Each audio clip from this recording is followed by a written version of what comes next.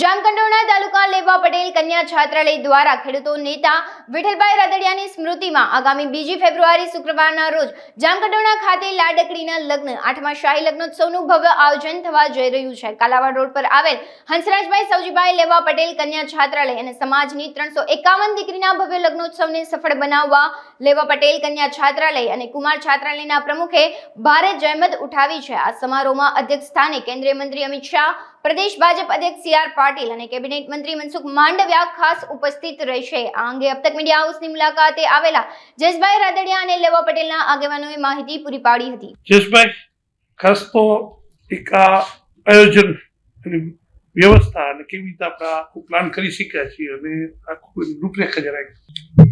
જામકંડોરણા આંગણે જામકંડોરણા લેવા પટેલ કન્યા છાત્રાલય દ્વારા 351 લેવા પટેલ સમાજની દીકરીઓનું ભવ્ય સમલગ્નનું આયોજન થવા જઈ રહ્યું છે। મને ગર્વ છે કે જામકંડોરણાની નાની એવી ભૂમિ ઉપર આજે લગભગ વિઠ્ઠલભાઈ વખતથી આ સમૂહ લગ્ન સમાજ સેવાની પ્રવૃત્તિઓનો આજે જિલ્લો છે અમે જાળવી રાખ્યો છે।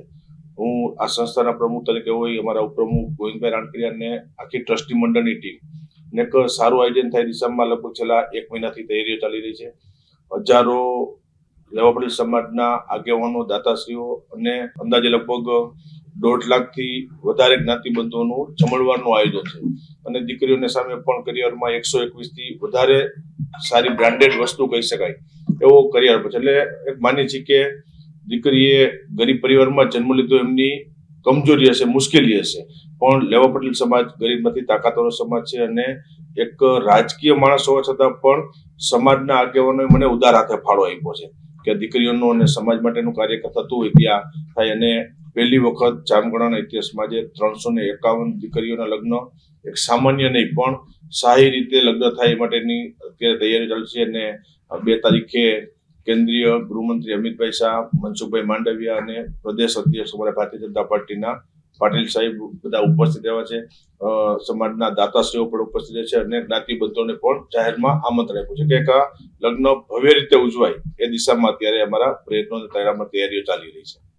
જયેશભાઈ, દાતાઓ કે કોઈ પણ આવડું ભગીરથ કાર્ય કરવું અને એક ટેલ નાખી અને દાતાઓનું કહેવાય કે ભાઈ પૈસાનું તો લઈને કોઈ પ્રશ્ન ઉભો થાય જ નહીં, દાતાઓનો કેવો સહકાર મળ્યો, લોકોની લાગણી કેવી, આ તમારા આયોજનની વાત થઈ ત્યારે લોકોની લાગણી કેવી હતી?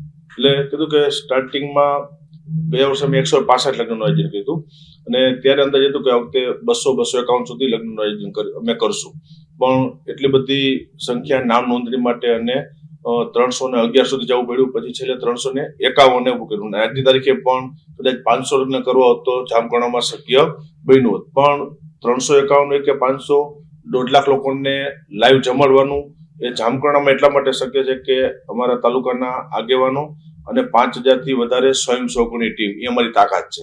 આ દરેક જગ્યાએ બહુ ઓછું જોવા મળતું, 5000 તાલુકાના સ્વયંસેવકો એ દિવસ રાત જોયા વગર કામ કરશે।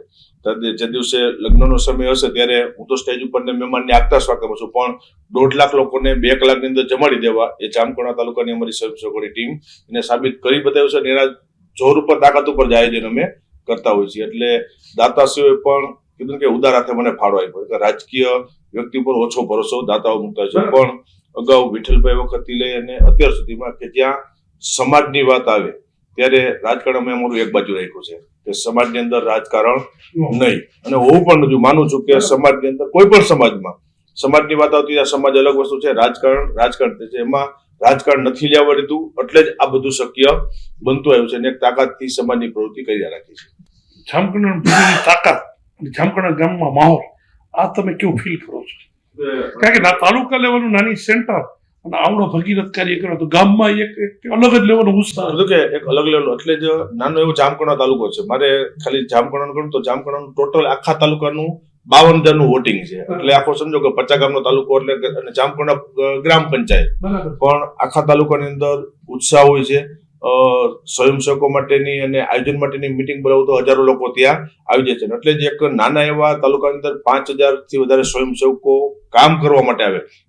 લગ્નમાં સહભાગી તો આખો તાલુકો બનશે, પણ જે જવાબદારી અમે આપવાના છે, જે કામગીરીની પણ 5000થી વધુ એક તાલુકાની અંદર એટલે જ બતાવે છે કે આખો અલગ માહોલ છે। ને જામકંડોરણાની અંદર જેટલા કાર્યક્રમ થયા એ તાલુકાનો ઉત્સાહના હિસાબે જ અમે ત્યાં આયોજન કરતા હોય છે. અને અત્યારે પણ આખા ગામની અંદર એક ઉત્સવ જેવો માહોલ છે. લગભગ છેલ્લા 3-4 દિવસથી આખું ગામ સાંજે ત્યાં જોવા માટે, રોશની ડેકોરેશન જોવા માટે, અને આ વખતનું લગ્નનું આયોજન એટલે કીધું કે ભવ્ય આયોજન કર્યું છે કે દીકરીઓને ક્યાંય મુશ્કેલી ન પડે ને રજવાડી ગેટ થી લઈ અને ભવ્ય આખું આયોજન કે આ સમલગ્નમાં જે દીકરીઓ લગ્ન થવા જઈ રહી છે, હું માનું છું કે એવા લગ્ન કે મેં કદાચ કે અત્યાર સુધીમાં જોયા હતા એવું આયોજન થવા જઈ રહ્યું છે. કાર્યક્રમ ક્યાં આમ તો કહેવાય કે ઓલરેડી તમારે આટલી બધી તૈયારી ચાલે છે, આવતીકાલથી ક્યાં ક્યારેક્રમોમાં? આવતીકાલે સાંજે રાસ ગરબાનું આયોજન છે.